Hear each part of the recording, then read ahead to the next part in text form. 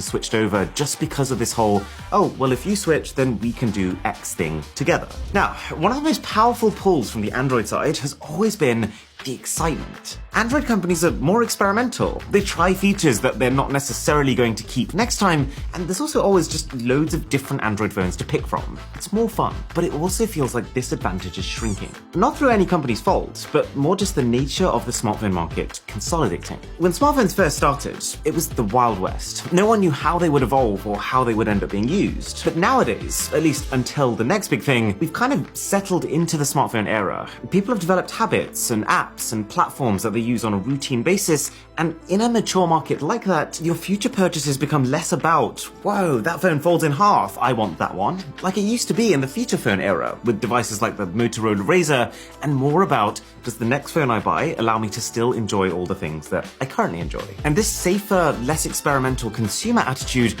also favors Apple. It means that with any given launch, Android companies have also had to become safer, with less experimentation, fewer bold new form factors, effectively cutting down on one of the key ways that Android companies used to reach new audiences at those higher price points. And without it, the best hope to expand your user bases now just comes from the budget end of the market, mostly by just being cheaper than the competition, which is not a fun battle for companies to be making. But there is another factor that Apple has very carefully planned out that's working together with this. See, if you'd asked me 10 years ago why I used an Android phone, I'd have rattled off an entire list of reasons. I'd have been talking for 10 minutes straight about everything that Android does better.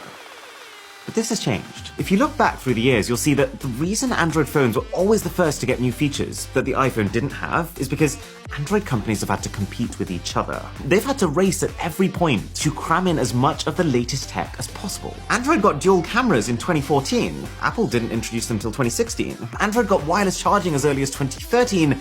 Apple didn't bring it in until 2017. Androids have always had millions of customization options, whereas for the longest time with an iPhone, you'd have one choice.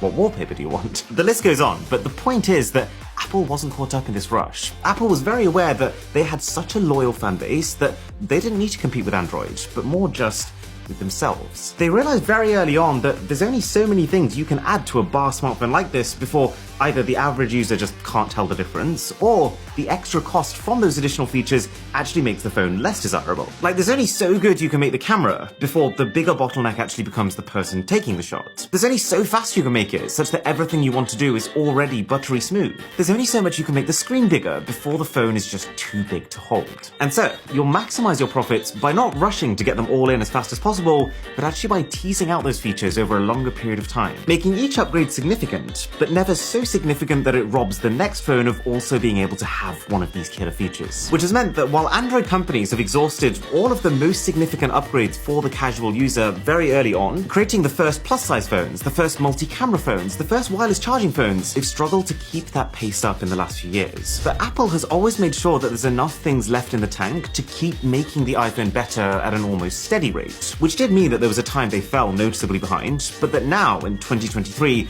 there's really not much missing that an average user would care about.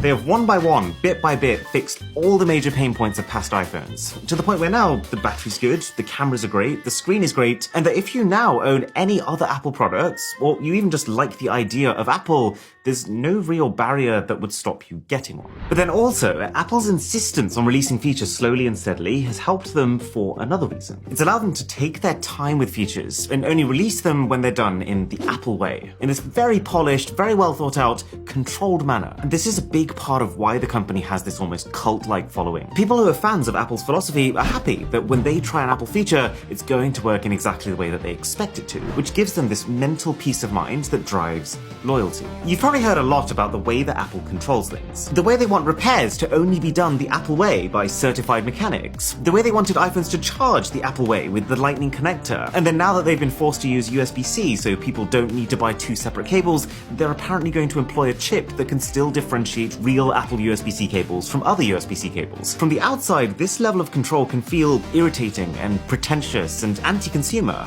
but from the inside, it drives loyalty. Because as a core Apple fan who's willing to buy all of Apple's official accessories and services, you are getting treated to an experience that does just tend to work more seamlessly together than any other ecosystem. This is why there have been so many surveys over the years which have basically shown that very few people migrate from iPhone to Android. And so even though it's slow and steady, every time Apple does steal an Android user, it